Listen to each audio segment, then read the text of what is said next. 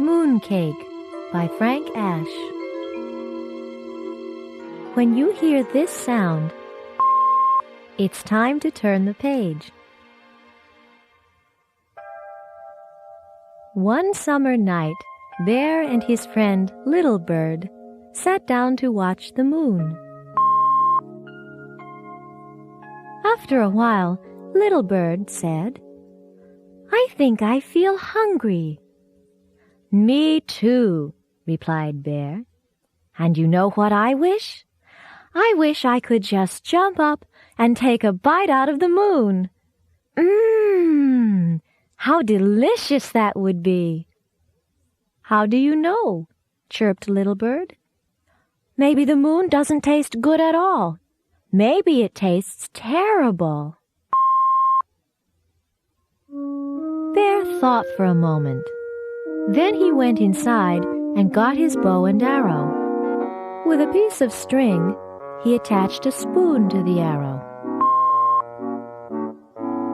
Then he went outside again and shot the spoon at the moon. "I knew that wouldn't work," said Little Bird. "The moon is just too far away. What you need is a rocket ship." "Then I shall build one," said Bear. The very next day, Bear went to the junkyard and bought everything he thought he would need to build a rocket ship. All summer long, Bear and Little Bird worked and worked. But when fall came, the rocket ship was still not finished. "I would like to go with you," said Little Bird.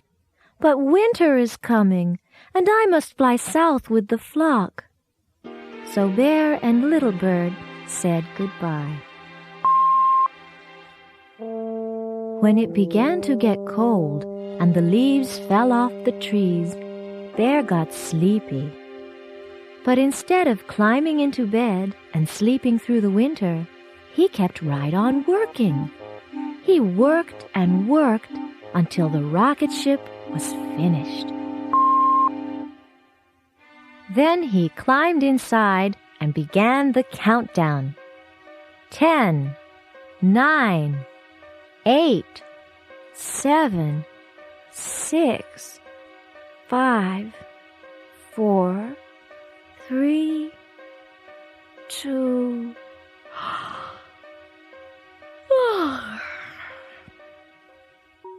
But before he reached 1, he fell asleep.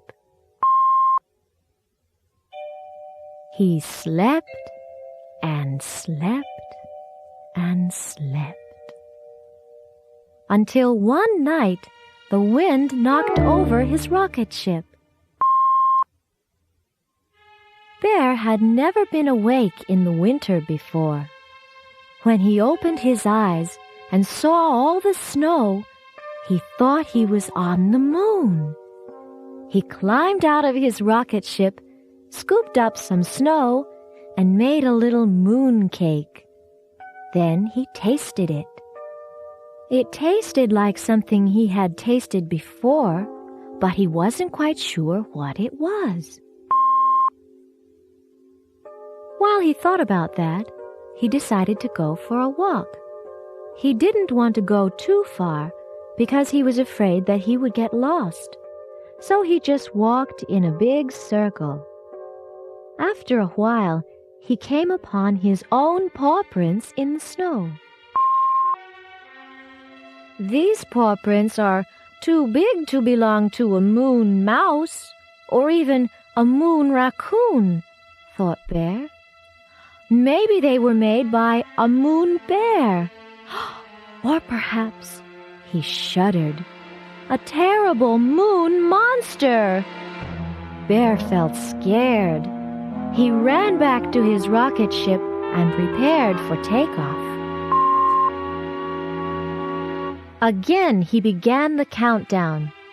10, 9, 8, 7, 6, 5, 4.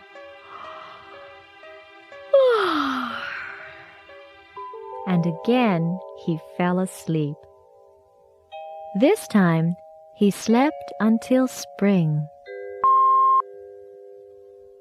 One day his friend Little Bird returned and woke him up. "How is everything down south?" asked Bear. "Just fine," said Little Bird. "Did you go to the moon?" asked Little Bird. "I sure did," said Bear. "And how did the moon taste?" asked Little Bird. "Was it terrible?" "No," replied Bear. "It was delicious."